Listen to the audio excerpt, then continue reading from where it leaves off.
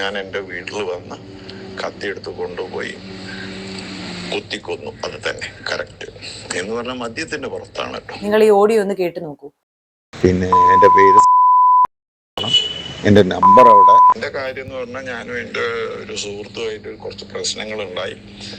അത് ഇവിടെ ഒരു കല്യാണത്തിന്റെ തലേന്ന് പാർട്ടി ഉണ്ടാവുമല്ലോ, ആ സമയത്താണ് ഞാൻ നല്ലപോലെ മദ്യപിച്ചിരുന്നു. നല്ലപോലെ പറഞ്ഞാൽ മൂക്കറ്റം മദ്യപിച്ചു.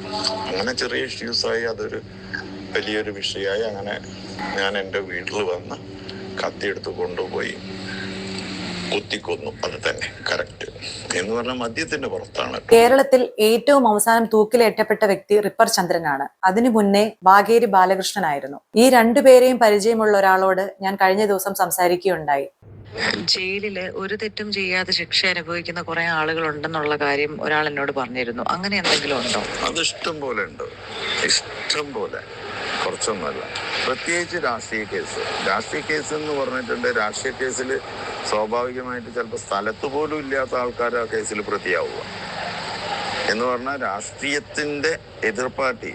ഇപ്പൊ മാസ് പാർട്ടിന്റെ ഒരാൾ മരിച്ചിട്ടുണ്ടെങ്കിൽ മാസ് പാർട്ടി കൊടുക്കുന്ന അവര് രാഷ്ട്രീയ സ്വാധീനം നിർണായകാതിന് അവര് കൊടുക്കുന്ന ആ ഒരു ഇതുണ്ട്. വളർന്നു വരുന്ന ആൾക്കാരുണ്ടല്ലോ, അവരെ പേര് ഉൾപ്പെടുത്തിയിട്ടാ കൊടുക്കുക.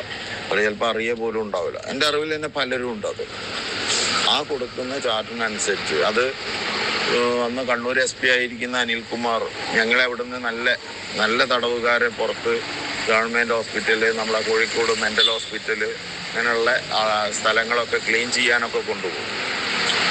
അതിൽ വരുമ്പോൾ ഞങ്ങളെ വർക്കും ഇതൊക്കെ നോക്കാൻ വേണ്ടി വെറും 2 പോലീസുകാരാണ് ഉണ്ടാവുക. ഞങ്ങളാണെന്നുണ്ടെങ്കിൽ നല്ല ചിമിട്ട് പയ്യന്മാരല്ലേ എല്ലാം. അതിലേറ്റവും ചെറുത് ഞാനും ആയിരുന്നു, ഏജ് പറഞ്ഞ്. അന്ന് പറഞ്ഞിട്ടുണ്ട്, അനിൽകുമാർ തന്നെ പറഞ്ഞിട്ടുണ്ട്, പാർട്ടി ഞങ്ങൾക്ക് കത്ത് തരൂ, അവരുടെ പേരിൽ കേസ് ചാർജ് ചെയ്യൂ. പുള്ളി പറഞ്ഞ ശൈലിയാണത്. അതുപോലെ ഒത്തിരി ഉണ്ട്, ഒത്തിരി. പിന്നെ എന്ന് പറഞ്ഞാൽ കേസിൽ നിർബന്ധമായിട്ട് അറ്റ്ലീസ്റ്റ് ചുരുക്കി പറഞ്ഞാൽ എൻ്റെ കേസിൽ പോലും ദൃക്സാക്ഷി എന്ന് പറഞ്ഞ സ്ഥലത്ത് പോലും ഉണ്ടായിരുന്ന ആളല്ല. പിന്നെ പ്രോപ്പർട്ടി ഞാൻ ഡയറക്റ്റ് കൈ കൊടുത്തിട്ടേ ഇല്ല. ഞാൻ കുത്തിയ കത്തി ഞാൻ അവരെ കയ്യിൽ കൊടുത്തിട്ടേ ഇല്ല. അവര് വേറൊരു കത്തി എൻ്റെ വീടിനടുത്ത് ഒരു ഓവില് നിക്ഷേപിച്ചു. അത് അവര് എന്നെ കൊണ്ടുവന്ന് എടുക്കുന്നത് മാതിരി പ്രതിനെ കൊണ്ടുവന്നു കത്തിയെടുത്തു എന്നുള്ളത് വരുത്തി തീർത്തു. അതൊക്കെ അവര് ചെയ്യുന്നതാ, പോലീസ് ചെയ്യുന്നത്. ഇതെന്റെ ഇതിലുള്ളതാ.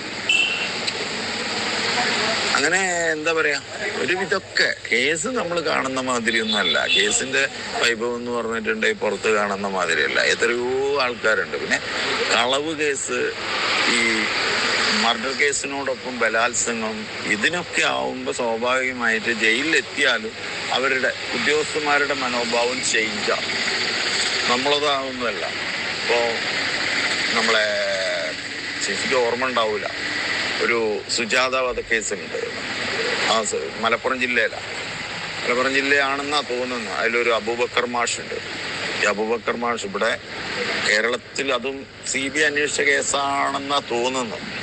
ആ ശിക്ഷിക്കപ്പെട്ട് ജയിലിലേക്ക് കയറുമ്പോൾ തന്നെ നടയടി എന്ന് പറയുന്ന ഒരു സംഭവമുണ്ട്. അത് എല്ലാവർക്കും ഒന്നും ഇല്ല കേട്ടോ. ഈവൻ സുജാതേനെ ഈ അബൂബക്കർ മാഷ പറയുമ്പോൾ ബലാത്സംഗം ചെയ്തിട്ടാ കൊന്നത്. അതിനുള്ളത് അവിടുന്ന് കിട്ടിയിട്ടുണ്ട്. അത് കിട്ടുക കാരണം മറുപടി ഇല്ലാത്ത അടിയാണ്. ഒന്നും പുറത്ത് കാണൂല, ഉള്ളോട്ടുള്ളത് എല്ലാം കിട്ടും. ഒരാൾ മരണപ്പെട്ടാൽ ആ സ്ഥലത്ത് പോലും ഇല്ലാത്ത വ്യക്തിയായിരിക്കും കൊലക്കുറ്റം ഏറ്റെടുക്കുക. നമ്മുടെ കേരളത്തിൽ നടന്നു വന്നിരുന്ന ഒരു കാര്യമാണ് നിങ്ങൾ ഈ ഓഡിയോയിലൂടെ കേട്ടത്. അതുപോലെ ഇപ്പോൾ സംഭവിക്കുന്നുണ്ടോ എന്ന് പറയാനും കഴിയില്ല. ഈ ഓഡിയോയിൽ കേട്ട വ്യക്തി 1989 മുതൽ 1995-96 കാലഘട്ടം വരെ ജയിലിൽ ഉണ്ടായിരുന്ന ഒരു വ്യക്തിയാണ്. ആ സമയത്തുണ്ടായ അയാളുടെ അനുഭവങ്ങളാണ് ഈ ഓഡിയോയിലൂടെ ഷെയർ ചെയ്യുന്നത്.